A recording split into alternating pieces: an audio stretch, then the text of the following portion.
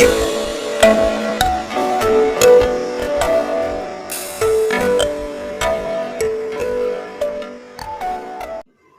I am going to teach about the congruent triangles theorem. अब theorems में आपने पहले जो एक्सरसाइज 7.1 की है उसी के आगे एक्सरसाइज 7.2 के क्वेश्चंस आपको हल करने हैं, तो उसके लिए सबसे पहले आपको थ्योरम सॉल्व करनी पड़ेगी। और ये theorem very most important theorem है जो आपके एग्जामिनेशन में पूछी दी जाती है। ध्यान दीजिए, angle opposite to two equal sides of a triangles are equal. Means आपको टाइप्स ऑफ ट्रायंगल्स जब पढ़ाए थे उस समय आपने ट्रायंगल्स की प्रॉपर्टीज पढ़ी थी कि जब कोई भी ट्रायंगल है उसकी टू साइड्स इक्वल होती हैं तो उसे हम आइसोसेलेस ट्रायंगल्स कहते हैं। तो यहाँ पर ट्रायंगल ए बी सी है, तो ए बी सी ट्रायंगल है, इसमें से side A B equal to A C.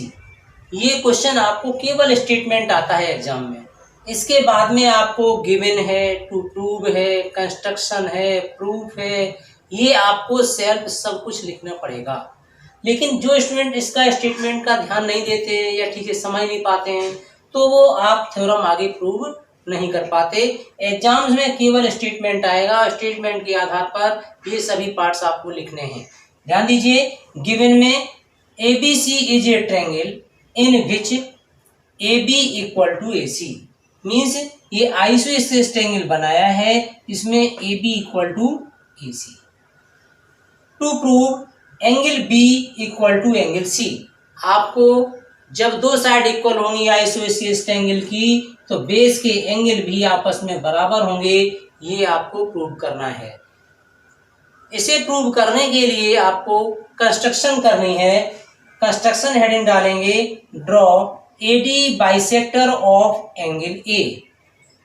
AD bisector of angle A means ये वाला एंगल जो है BAD और ये एंगल CAD दोनों आपस में इक्वल होंगे। रीजन इसको ही आप बाइसेक्टर कर रहा है, बाइसेक्टर मीन्स है इक्वल दो बराबर भागों में डिवाइड कर रहा है।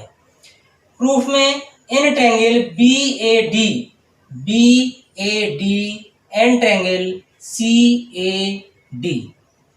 अब इसमें जो गिवन में दिया गया है AB इक्वल AC ब्रैकेट में given. Next part, angle BAD equal angle CAD by construction.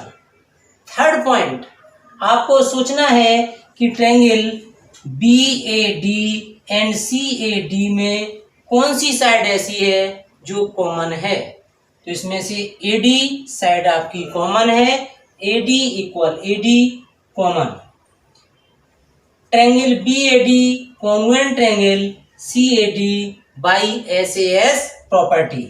Side बीच में एंगल है, फिर ये साइड है।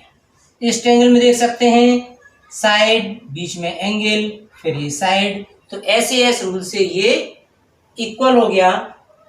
अब इसके बाद में angle B equal to angle C, angle B equal to angle C by CPCT, hence proved. इसके बाद अब क्वेश्चन नंबर 2। क्वेश्चन नंबर 2 जो क्या है, इसमें सबसे पहले जो गिवन में दिया गया है उसको स्टेटमेंट से ध्यान से पढ़ेंगे। ABC is an isosceles triangle, इसमें ये दोनों साइड आपस में इक्वल हैं, तो गिवन में आप लिखेंगे any triangle ABC AB equal to AC। Second point, to prove OB equal to OC, OB equal OC। And second part, OA bisect angle A। Means that जब ये बाइसेक्ट करेगा तो ये दोनों आपस में एंगल इक्वल हैं, ये आपको प्रूव करना है। OAB equal angle OAC। Proof in triangle ABC AB equal AC। आपको मालूम है एक ट्रायंगल है, उस ट्रायंगल की दो साइड इक्वल हैं, उसे आप आइसोस्केलेस ट्रायंगल कहते हैं, हिंदी में समद्विबाहु त्रिभुज कहते हैं। अब इसमें दो साइड इक्वल हैं, तो आपको बताया था जो अभी थ्योरम्स आपने पढ़ी है उसमें बेस के एंगल्स भी आपस में इक्वल होंगे। जब ये दोनों साइड आपस में इक्वल है तो बेस के angle B equal to angle C आपको प्रूव करके दिखाया था। In triangle ABC AB equal to AC means that angle B equal to angle C। Angle B equal angle C, अगर आपके ये दोनों साइड इक्वल हैं तो बेस के एंगल इक्वल हो गए। आपको ये बताया भी था। Half angle B equal half angle C। Half angle B means that angle OBC